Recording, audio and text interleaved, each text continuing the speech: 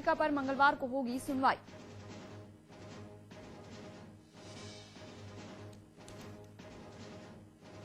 हाथरस में SP office के बाहर व्यापार मंडल के कार्यकर्ताओं पर लाठीचार्ज। एसओ के खिलाफ शिकायत करने पहुंचे थे लोग, पुलिस ने जमकर पीटा।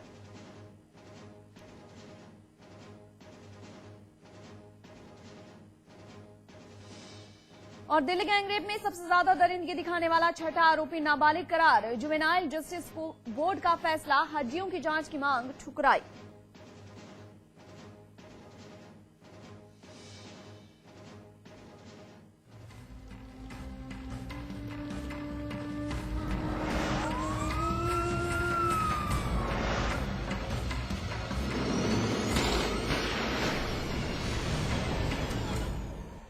नमस्कार, मैं हूं परवीन साहनी। हमारा मकसद है एक भयमुक्त समाज देना, जुर्म की हर दस्तक से आपको आगाह कराना, हर वो चेहरा बेनकाब करना जो आपका गुनहगार है। और आज हम एक बार फिर हाजिर हैं जुर्म की काली दुनिया के उन चेहरों का एनकाउंटर करने के लिए। देखते रहिए एनकाउंटर।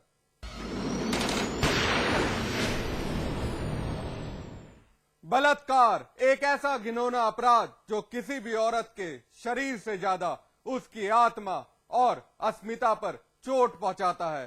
इस घिनौनी वारदात का शिकार बनने वाली पीड़ित घुट घुट कर जीने के सिवाय और कुछ नहीं कर पाती। रेप की शर्मनाक वारदात का वाकया बहराइच का है। यह एक दरिंदे ने 9 साल की एक बच्ची के साथ दरिंदगी अंजाम दे डाली।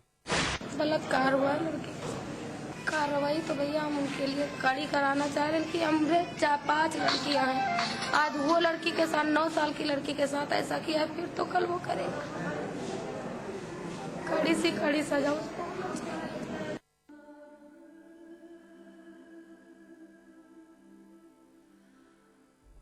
बलात्कार हुआ है, गांव का ही एक दरिंदा है। कार्रवाई करना चाहते हैं लेकिन डर लगता है। 4-5 लड़कियां हैं हमारी, एक के साथ किया है, कल दूसरी के साथ भी ऐसा हो सकता है। तस्वीर धुंधली कर इस महिला का चेहरा छिपाया गया है। इसकी आवाज सुनकर अंदाजा लगा लिया होगा कि बेबस और इंसाफ की मारी ये मजलूम किस कदर परेशान है। बिचलती आवाज भरी आंख के साथ बयान दे रही ये तड़पती महिला एक माँ है। वो अभागन जिसकी लाडली बहराइच के जिला महिला अस्पताल के अंदर पड़ी खुदा से जिंदगी बख्शने की भीख मांग रही है। डॉक्टर्स इसकी 9 साल की बेटी को खास तवज्जो दे रहे हैं, बावजूद इसके उसकी हालत नाजुक है। पीड़ित मासूम की मां के मुताबिक गांव का ही एक रहने वाला अल्ताफ नाम का एक दरिंदा इसकी फूल सी बेटी का गुनहगार है, जो उसकी मासूमियत का लुटेरा है। दरिंदे ने काम किया है, गांव के लड़का है। क्या आपके परिवार का है? परिवार का नहीं, गांव का है। पहले तो वहाँ नलकारा ही वहाँ मतलब वो बेहोश थी लड़की, उसके बाद में वहाँ थोड़ा मतलब इलाज हुआ, उसके बाद में यहाँ भी पड़ गई। क्या पढ़ती है आपकी बच्ची? हाँ पढ़ती है। कहाँ पढ़ती है? बेचेपुरवा के सरकारी स्कूल में, प्राइमरी स्कूल में। तो आज कहाँ गई है? वो घास, आज रविवार था इसलिए जो स्कूल बंद था, इसलिए वो घास काटने गए। बलात्कार का घाव, लगातार बढ़ती वारदातें रोजाना बन रही हैं। बहु बेटियां स्वीकार, एक बार फिर लड़की का रेप और फिर से चीखी है इंसानियत। एक मासूम की मासूमियत कुचलती ये वारदात बहराइच की कोतवाली नानपारा की है। अस्पताल में जिंदगी के लिए मौत से दो चार होती 9 साल की ये मासूम खेत गई थी, लेकिन अनजान की गांव का ही एक वहशी अल्ताफ उसकी अस्मत तार तार करेगा। ताउम्र साल देने वाला एक दाग उसकी जिंदगी तबाह कर देगा। अल्ताफ ने खेत गई मासूम को दबोच लिया, मनमानी की और फिर वारदात अंजाम देकर फरार हो गया। वारदात की जानकारी पुलिस को दी गई। लड़की की हालत नाजुक देखते हुए महिला अस्पताल में भर्ती करवाया गया। ये बलात्कार हुआ है, इसके साथ जो है क्या गैंग रेप हुआ है? नहीं, एक लड़के ने है, अल्ताफ नाम का है। ये गई थी घास लेने, छीलने गेहूं के खेत, तो बगल में गन्ने का खेत था, वहाँ पे वो था, इसको गन्ने के खेत में खींच के ले गया और वहाँ इसने रेप किया इसको। मुकदमा इसका पंजीकृत हो गया है, ये डॉक्टरी के लिए यहाँ आई है, बाकी टीम्स वहाँ काम कर रही है। मुकदमा दर्ज हो गया। पीड़ित परिवार की तहरीर पर मुकदमा दर्ज कर शैतान की तलाश तेज कर दी है। मुमकिन है देर सवेर आरोपी पुलिस का मेहमान बन ही जाएगा, लेकिन वारदात सवाल उठाती है कि आखिर कब तक ये घिनौना खेल यूं ही खेला जाता रहेगा। कब तक बहु बेटियां यूं ही इस खौफ के साए तले जिंदगी जीने पर मजबूर रहेंगी। अजय शर्मा, बहराइच समाचार प्लस।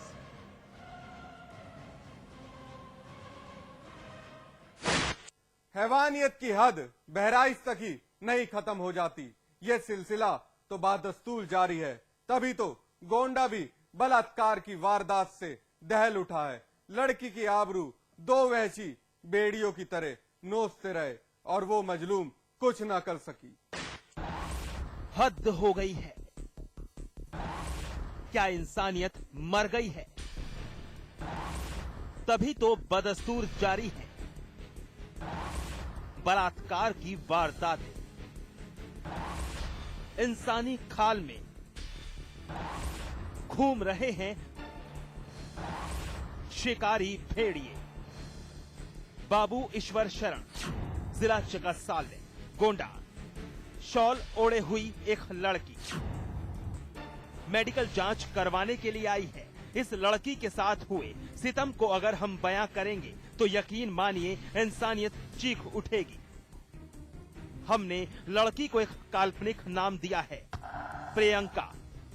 इसी नाम के सहारे हम प्रियंका के ऊपर हुए हर जुर्म का पर्दाफाश करेंगे। प्रियंका जिसके साथ हैवानियत का घिनौना खेल खेला गया है। 1.5 साल काफी लंबा वक्त होता है, लेकिन हर दिन हर पल जहर के घूंट की तरह पिया है। 1.5 साल तक वो हैवान प्रियंका के जिस्म को नोचते रहे, खरोसते रहे, लेकिन बिन मां की प्रियंका उन दरिंदों की भेंट चढ़ती रही। जरा सुनिए लड़खड़ाती आवाज के बीच उन हैवानों की वहशी करतूत। हमारे साथ जबरदस्ती ने गलत काम किया थे, 2 जने मिलकर हमारे 2 लोगों ने हाँ। बलात्कार किया है तुम्हारे संग? हाँ। तो वो कब से कर रहे हैं तुम्हारे संग बलात्कार? वो साल भर से। हाँ? साल भर से कर रहे हैं। हाँ। कितनी बार किया होगा इन लोगों ने? 2-3 महीना से। हमारे घर कोई नहीं थे, हमारे पिताजी नहीं रहे, हमारे चाची चाचा है, हमारी महतारी नहीं है। अच्छा, माँ नहीं है तुम्हारे? हमारे संग जबरदस्ती ने किया ये सब। हमारे पास बच्चा रह गया, पेट में बच्चा रह गया। हाँ, फिर भी हम किसी डर के मारे नहीं कहे कि तो तुम्हारे बाप को खत्म कर दूंगा, तुम्हारे भाई को खत्म कर दूंगा जो कहोगी। अच्छा। तो हम नहीं कहे, तो हमारे फायदा हुआ। फिर उनकी चाची चाचा ने, रामानंद भाई ने, और तुम्हारे क्या पैदा हुआ? बच्चा पैदा हुआ हमारे। क्या ये अल्फाज सुनकर आपका कलेजा नहीं पसीजा? क्या आपकी रूह नहीं कांप उठी? इंसानियत की साख पर बट्टा लगाती ये वारदात गोंडा के थाना खोराड़े गांव महाराज ग्रंट की है। प्रियंका गांव में ही अकेली रहती है। पिता, चाचा, चाची वो भी मेहनत मजदूरी करने के लिए मुंबई चले गए और इसी का फायदा उठाकर गांव के ही 2 हैवान रिश्ते में चाचा भतीजा शिव शरण और चौधरी उर्फ रामानंद शर्मा ने प्रियंका को अपना शिकार बनाया। इस दरमियान प्रियंका मां भी बन गई, एक बच्चे को जन्म दिया, लेकिन चौधरी ने अपने परिवार वालों के साथ मिलकर नवजात बच्चे की हत्या कर दी। उसके बाद भी प्रियंका खामोश रही, अपनी नियति समझकर सब कुछ सहती रही। करती भी तो क्या करती, उसे धमकी जो दी गई थी। पूरे खानदान को जान से मारने का डर दिखाया गया था और वो ये ज्यादती बर्दाश्त करती रही। प्रियंका के पिता की जानकारी में आने के बाद मामला थाने तक पहुंचा। पहला उस दर्द को कैरी कर रही है और उसकी शिकायत नहीं कर रही है, बच्चा भी उसका मार देगा, तब भी वो 1.5 वर्ष बाद इस घटना को बता रही है, तो घटनाक्रम में कुछ अंतर निश्चित लगता है होगा, लेकिन जिस आशय की साक्ष्य मिलेगी, जो अपराध सहित होगा, वो कार्रवाई नहीं करेंगे। इसमें आरोपी कौन है और आरोपियों सुनने में आ रहा है आरोपियों का आपस में कोई रिश्ता भी है? नहीं, मेरी जानकारी हुई कि वो रिश्ता सगा नहीं है, वो चाचा भतीजे सगे नहीं है, मुझे बताया गया है। किसी की माँ हो या न हो, इससे क्या किसी के बच्चे को मारे जाने की पीड़ा कम हो जाती है? 1.5 वर्ष तक आप उस पीड़ा को सह रहे हैं, बलात्कार भी, इतने विभत्स बलात्कार को आप 2 लोगों के द्वारा कह रहे हैं, तो उसको सह रहे हैं, तो इसमें क्या साक्ष्य, उस पर कार्रवाई होगी। पुलिस ने प्रियंका की तहरीर पर शिव शरण और चौधरी समेत सभी आरोपियों के खिलाफ मुकदमा दर्ज कर लिया है। हरकत में आई पुलिस ने अभी तक शिव शरण को शिकंजे में लिया है और बाकी आरोपियों की तलाश में जुटी हुई है। लेकिन प्रियंका पर हुए जुर्म ने जहां मानवीयता के घटते पैमाने का एहसास करा दिया, वहां ये भी बता दिया कि अपराधियों में पुलिस प्रशासन का भय बिल्कुल भी नहीं रह गया है। विशाल सिंह, गोंडा, समाचार प्लस। चोरी, लूट, हत्या और अब डकैती, यही पहचान बन चुकी है गोरखपुर की। अपराधियों को ना तो पुलिस प्रशासन का डर है, ना ही सजा का, तभी तो खुलेआम बदमाश गोरखपुर शहर में आतंक का तांडव मचा रहे हैं और पुलिस लाचार है।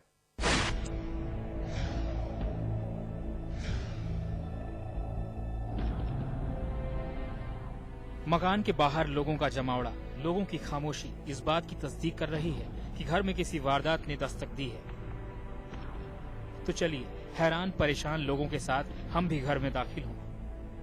कुछ देख रहे हैं आप, हर सामान बिखरा पड़ा है, अलमारी खुला, लॉकर खुला, सारा सामान तितर बितर।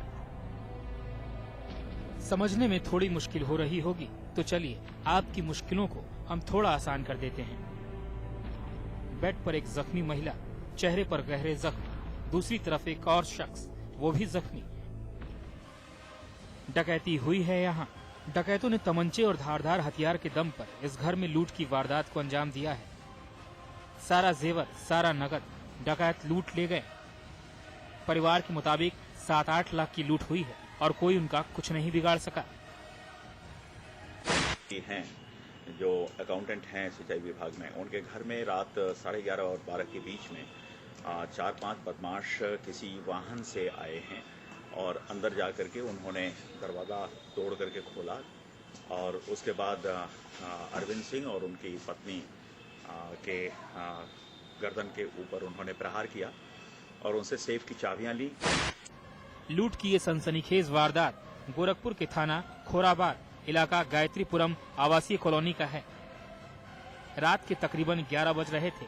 अरविंद सिंह पेशे से एक अकाउंटेंट अपने कमरे में आराम कर रहे थे, तभी कुछ डकैत घर में दाखिल हो गए।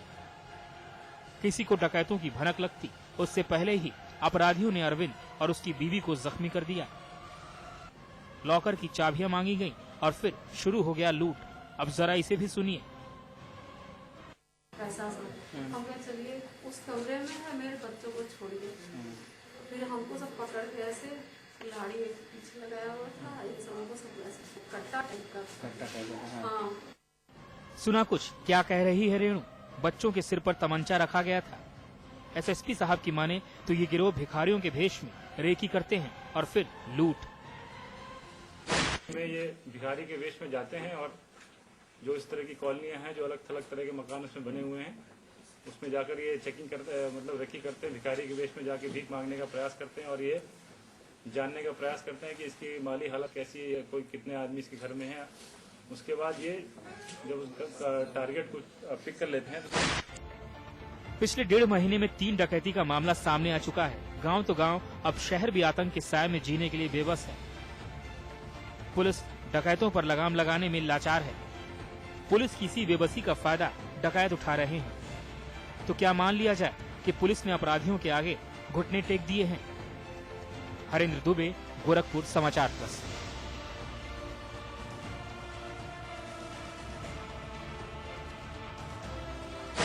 बहरहाल एनकाउंटर में वक्त है ब्रेक का। ब्रेक के बाद दिखाएंगे कत्ल की खौफनाक साजिश।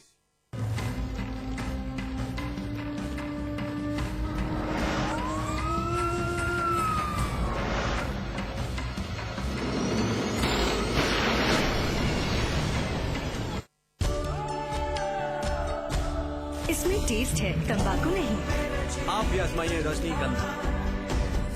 रजनीगंधा